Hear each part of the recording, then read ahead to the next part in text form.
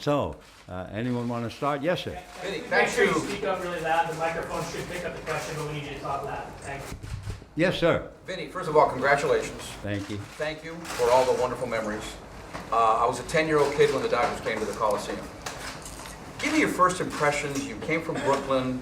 It had to be a shock, the Coliseum. And when do you think the transistor became such a wonderful tool for you to become such a popular broadcaster so quickly in Los Angeles? When we first arrived here, I think it struck me that line about Gertrude Stein, who said about Oakland, there's no there. I mean that because in New York, there were certain restaurants where everybody gathered, like Toots Shor's, all the sports people were ever there, and we knew where Times Square. And when we came out here, I remember, I looked it up, I think, and Los Angeles County is like 480 square miles. So my first thought was, wow, we're kind of in the wide open spaces, where in New York, being an island in Manhattan, etc., you felt closed in with the people. And the transistor radio, far and above, was the biggest break that we received. First of all, it brought us closer to the people in the ballpark. And after a while, I would test the crowd a little bit, and I'd get responses that I couldn't believe because there were a lot of radios. Now, it was not a compliment to me. Let's really understand that. The reason they brought the transistor radios, they're in a football or track stadium. Many of them are sitting 70 rows up, far away from the playing field. And yes, in 1958, they knew about the superstars. They knew Willie Mays and Stan Musial and others. But the rank and file player, they had no idea who they were. So the reason they brought the radio, twofold. Number one, to learn about the players. And number two, to help them watch the game because they were so far away.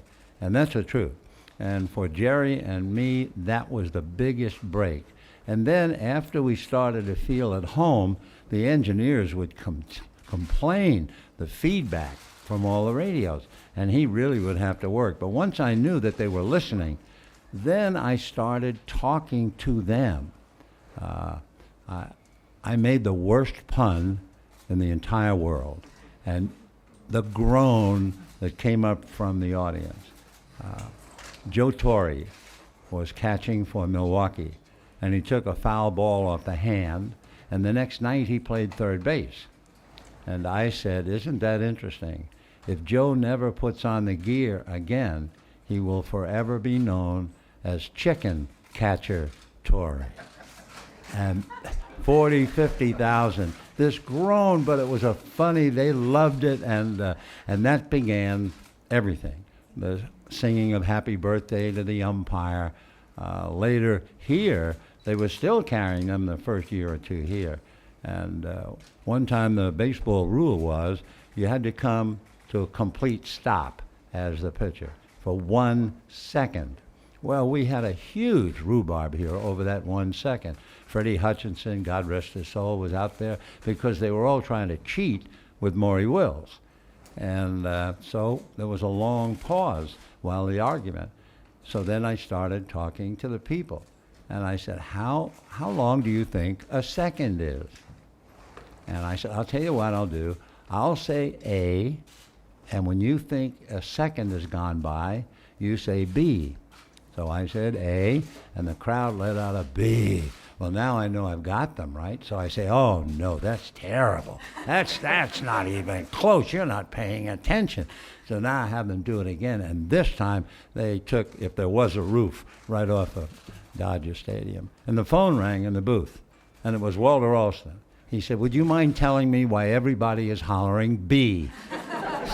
So that was it. So the transistor was the all-time great break for Jerry and me, without a doubt.